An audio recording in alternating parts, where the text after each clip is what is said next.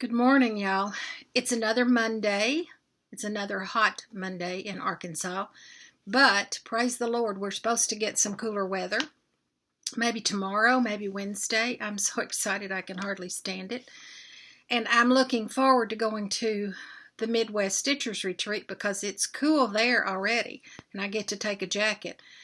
It's going to be so different because the humidity's awful here right now, and the mosquitoes are just, you can't go outside at all. They're terrible. We've had enough rain, I guess, that it's got them going. I don't know. Anyhow, I'm glad to be here. I have several things to tell you, several things to show you. I'm excited about some finishes, and so I'm going to get started. I'm in a bit of a hurry today because I'm going to take my brother to the doctor. Actually, I'm going to meet he and his caregiver there. He's seeing a cardiologist today, and he's, for those who continue to ask about him, thank you. He's doing very well. We've encountered a little blip in his blood pressure. It's up and down right now, and so we need to get that adjusted. He has, I don't know if I've even told you before, but he had bypass surgery many years ago, and since that time he's had about 35 stents. So we watch his heart real close, and we watch his blood pressure real close. He's had one stroke, and so we're just monitoring and adjusting today. I hope that's what we're doing anyway. I have a way back when that I want to share with you, which is going to tie into something I'm all into. When my children were born, my girls were born, Tammy and Lori are their names. Tammy is the oldest. Jerry's mother, who everybody called Nanny, believed heavily, strongly, in a product called Nestle's Curl. I doubt any of you have ever heard of that, unless you're my age or a little older. She bought it at a local pharmacy. It was a clear white liquid, and she rubbed it on their heads faithfully every time she got close to them. And she sent it home with me and insisted that I do the same. And so I did, because I was a young mom and thought she knew everything, and probably she did. But anyway, to this day, both of my girls have extremely thick and extremely curly hair. My oldest, Tammy's hair, is curlier, I guess, than Lori's, but hers is red, which it has a kind of a natural frizz to it if you're not careful, and it's kinky curly. And Lori's is a beautiful soft curl. Both of them, to my dismay, straighten their hair. My hair, on the other hand, is straight as a board. And, well, I have this little bit of something right there that a year or two ago started trying to wave or curl a little bit. My hairdresser says it's hormones. I don't have any hormones, I don't think. But anyway, whatever, there it is. But that leads me into something I'm all into, which is this got to be thickening plumping mousse. I love this stuff, y'all. Love it. My hair's thin too, and it's a lot of things will dry it out, and that doesn't. So if you like mousse, if you use mousse, you might want to give that one a try. We had two big events this week at my house. Well, we didn't really have events. We had occasions. I don't like events. I don't like parties and big parties and things like that. But I had a birthday. On the 1st, I was 72. Not sure how that happened. And then on the 7th, my husband and I celebrated. That was yesterday. We celebrated our 54th anniversary. I've told everybody it was an arranged marriage. I was 4. That, of course, is not true. But I'm thankful for those things. Thankful for another birthday. Thankful for the years that I've had with him. We've been blessed in more ways than I can count. And he is a good man, and he is the love of my life. So anyway, I just wanted to share those good things with y'all. On to finishes. Okay. At 72, y'all know I don't remember stuff, so I'm just going to pretend that I didn't show this to y'all last time, and I don't think I did. I don't think I was through then. Okay, this is And Heaven and Nature Sing by Kathy Barrick, which I have been working on for over a year. Not constantly, of course. And this is what it looks like completed. It is just so beautiful, y'all. I did it in silks, called for. I think they were called for. And this is the frame that I plan to use for this. See what you think.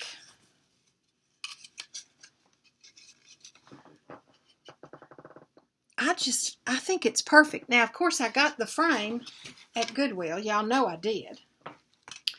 It had something that appeared to be professionally framed in it, and I had a really hard time with the back. I couldn't even get all the paper off, but that's not going to affect anything.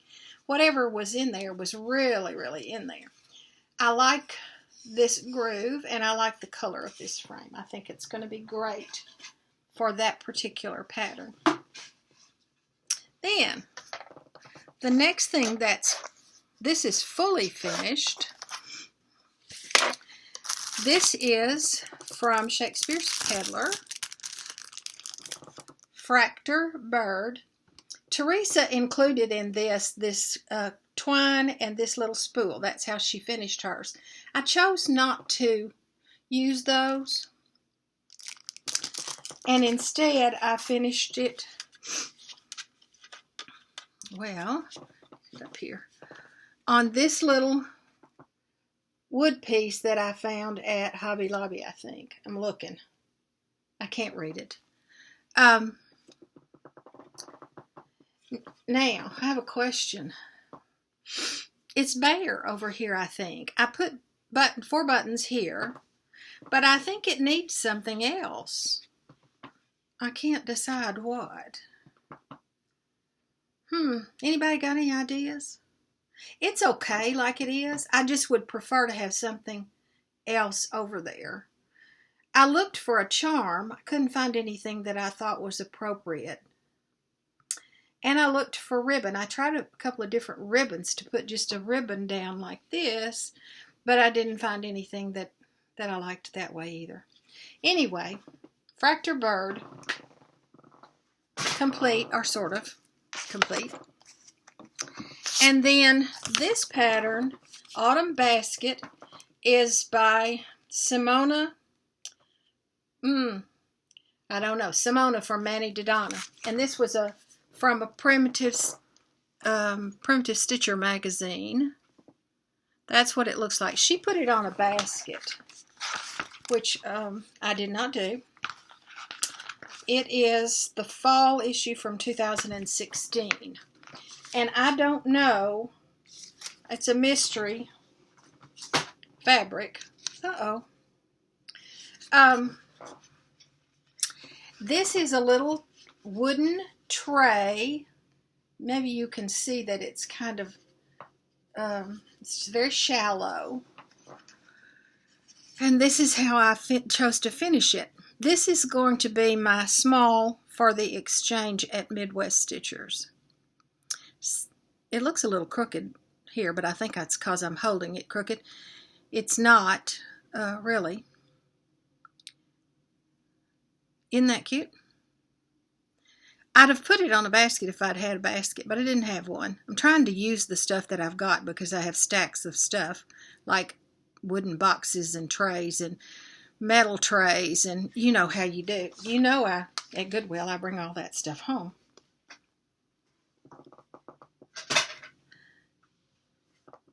The next one that's fully finished is this one called Death by Candy Corn. It's from the Scarlet House. I used all the call for threads in this, and I used a 28 count Jobelin called Queen Anne's Lace, and I got this fabric in Cincinnati when I was there for StitchCon.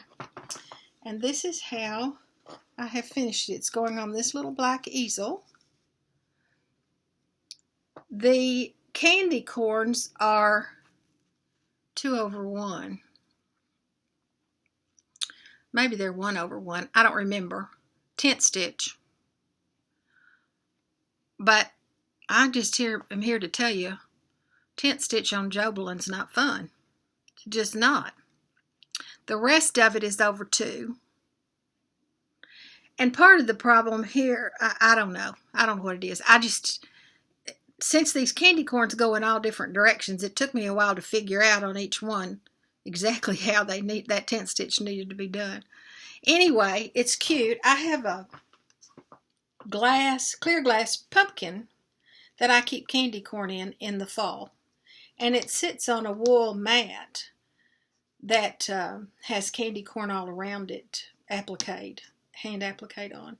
And so this is going to sit beside that pumpkin of candy corn.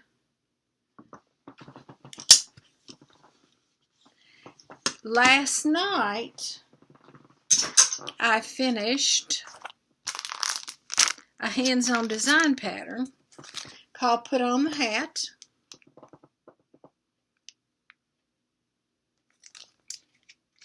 I don't have my little card in there. I don't know where I put it.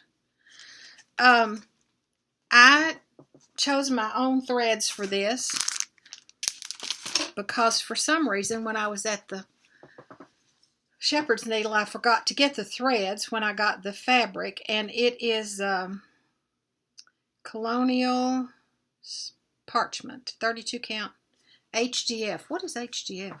Anyway, this is what it looks like. Finished him up last night. I really need to be working on some other things, but I'm just so caught up in the Halloween and fall stuff right now, I can't get myself past it. I did make a couple of changes on this one in the colors of threads. Not in the color, well, I just moved things around from what I thought to where I thought they ought to be.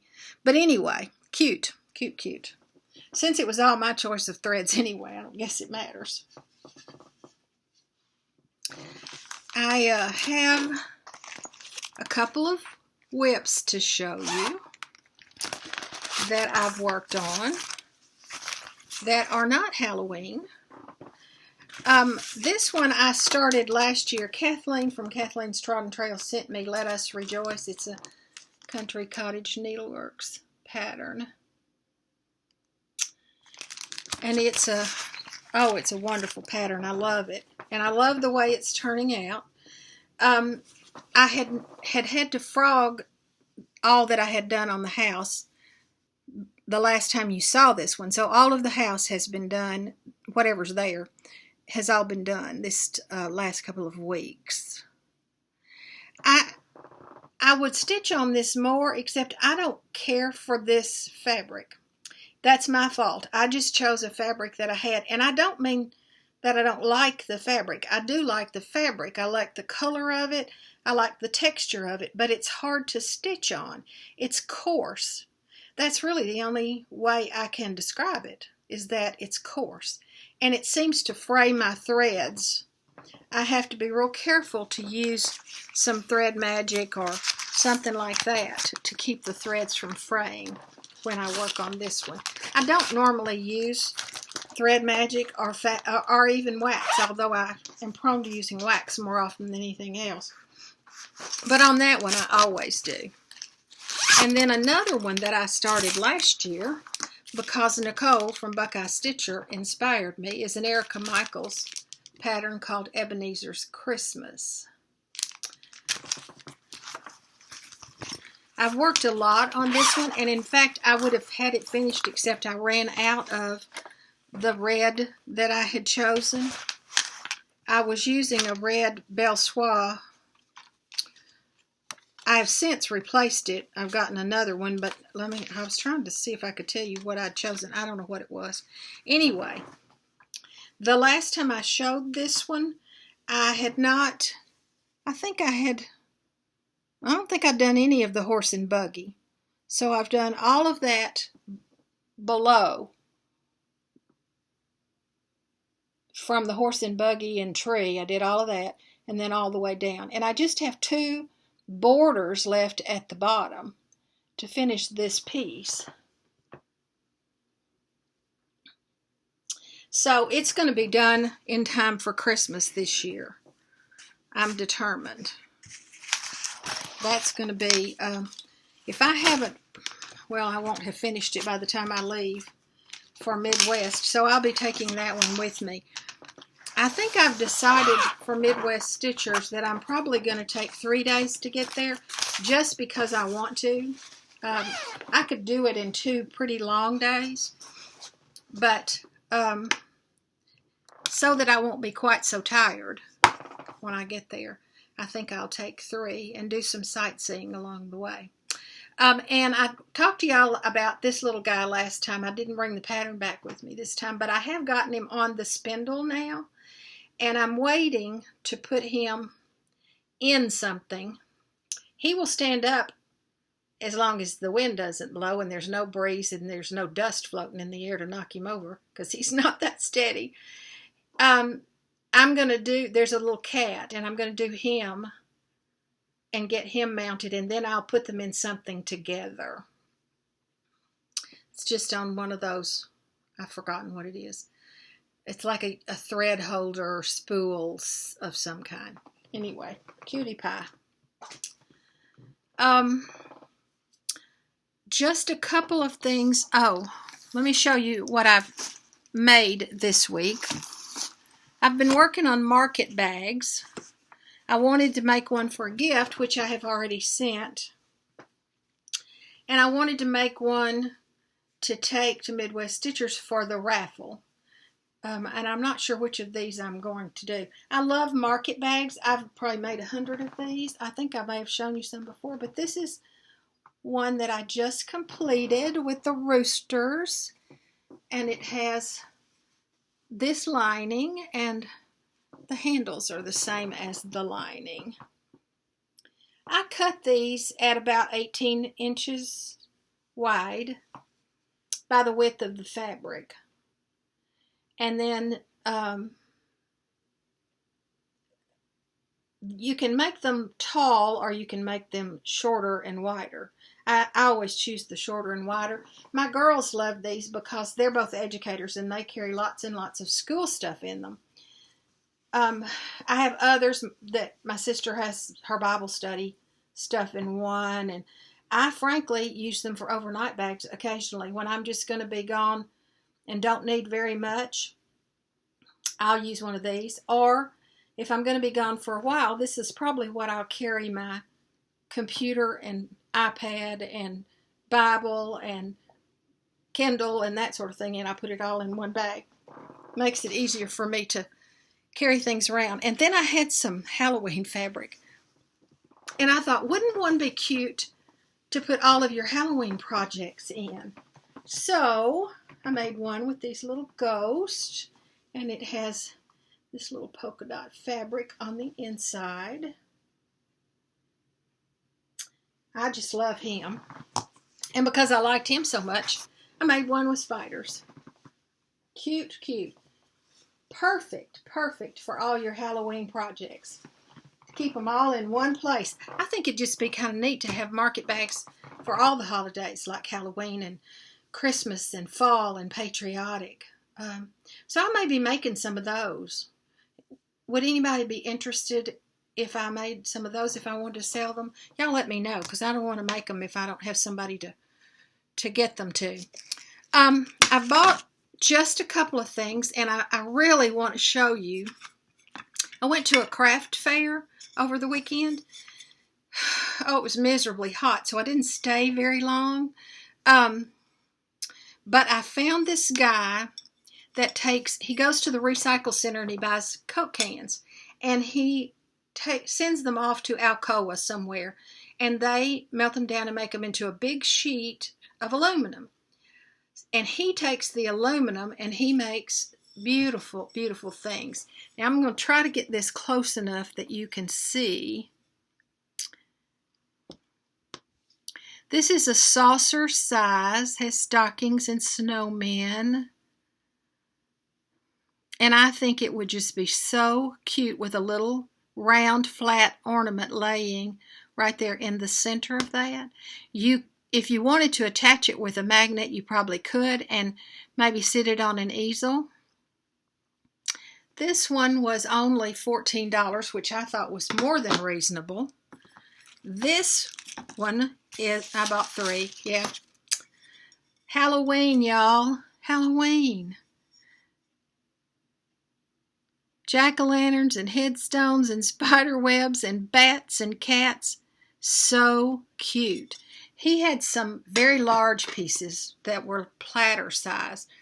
One with a cornucopia that, stunning, and one that was the Lord's Supper. They just some beautiful patriotic things, all kinds. This one I just wanted to put on an easel, and it is, I love the manger scene. Isn't that gorgeous? Recycled Coke cans. Love, love, love those. And then I wanted to show you this because I found this at Hobby Lobby. Their ribbon is always half price. And look, y'all, plaids and ginghams. These are wired ribbons. How easy would that be to make bows for your wreaths or whatever? I just think those were adorable.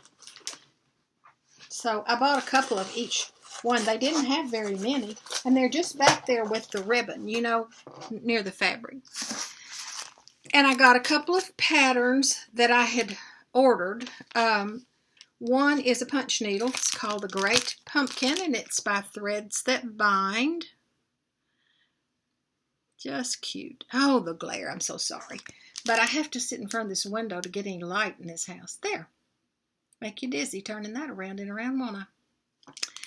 And then, you know, I'm doing the Noah's Ark ornaments. So this is pattern number 5 that came in this week. I also got the Farmhouse Christmas one this week too. I haven't started those yet. I'm just piling them up. I'll get to them eventually. These are hyenas and sheep. The sheep are kind of hard to see on there. I'm going to have to figure out. I have a hard time getting white to show up on some of these cream colored fabrics.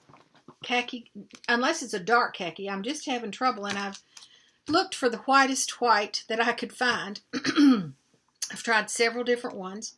The candy corn was an issue that I had, but I finally decided if you stand back from it, it's okay. But y'all, what do you do when you have like a white sheep and he's not showing up? Do you backstitch around him? I don't know. What can you do to make him show up on your cream colored fabric? I don't know. Somebody help me. And then thrift shop find. I found this. It was $3.93.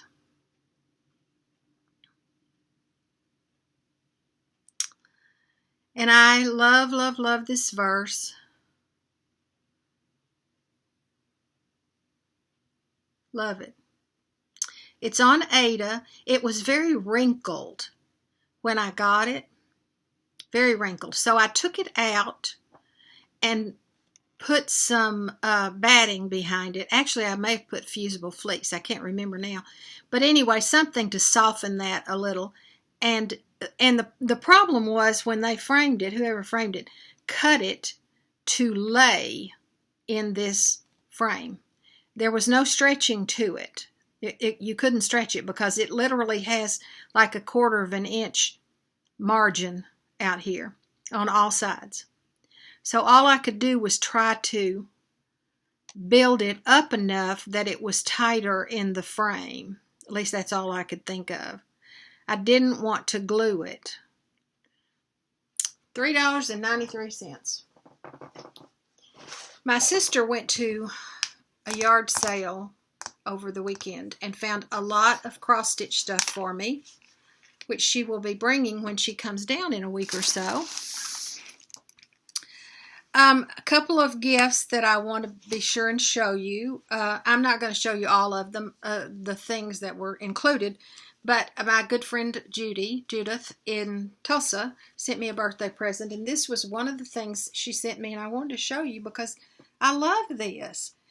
It's got places for your scissor fob can be here and your threads here, or threads on both, I don't know. And for your needles, and your small patterns can lay right there and be folded up, and the project can be folded up here, and it snaps together.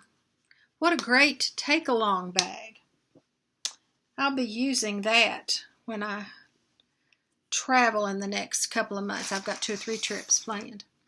And then I participated in the exchange, the Secret Stitcher exchange that Michelle Rudy did recently. My partner was April Hinton from April, May, June, Flosstube, and she is in Great Britain. So I sent to her and she sent to me. First of all, she put her gift in this incredibly beautiful box. I wish you could feel it. It's as smooth as glass and has this just beautiful map. It's all the way around. The map is on all sides. It's going to make a beautiful storage box for me. I love boxes anyway. I'm just going to show you what she stitched for me. She did send me candy, and McKenna, I broke the rule because I've already eaten part of it. This is her stitched piece. Y'all, I wish you could see this stitching up close because it is stunning. Beautiful, beautiful stitches. And look at the back. Is that perfect or what? It's flannel. Perfect. I love this. Love it. She made me several things. She made some Christmas ornaments. She had the wrapping paper that she used for this. She, I guess, Mod Podged this onto paper mache ornaments. This one and a heart one. What a great idea. And I have all of her wrapping paper, which I've saved. I told her I was going to attempt it myself. She is so thoughtful. She hand-dyed some threads, red and green for Christmas. She said she knew I felt naked without earrings, so she made me some earrings. I know you can't see these very good, can you?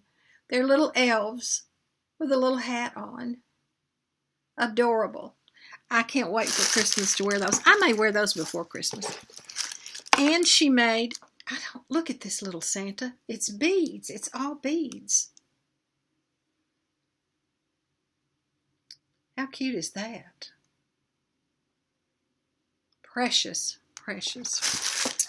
And here's something else. Oh, a needle minder. Gingerbread man, needle minder. She sent some other things, some fabric and, a pattern, which I have already kitted up, April. This pattern, Farmyard Parade. This is the fabric that I chose for this one. It actually is the call for fabric, but it doesn't look the same in the picture. Anyway, that's going to be one of my next starts. So, I'm up to almost 30 minutes, and that's where I like to be. I think that's all that I have to show you for today. Yep, I don't see anything else in my pile. So, I'm going to get off of here and get ready to head to Little Rock for a trip to the doctor. And I'm hoping to see a lot of you in Minneapolis very soon. Very soon. I'm going to actually leave here maybe by Tuesday. Probably Tuesday. And I'm going to drive, maybe, I haven't really decided, maybe to Branson, and then up to Des Moines, and then to Minneapolis on the third day. Or I could drive up to northwest Arkansas, the Fayetteville, Bentonville area, and then on up past Kansas City somewhere. I don't know. I'm just going to do whatever I want to. I'm just going to meander. That's what my mother used to say. So, I hope y'all have a great stitching week, and I'll see you when I get back from Minneapolis. Bye-bye.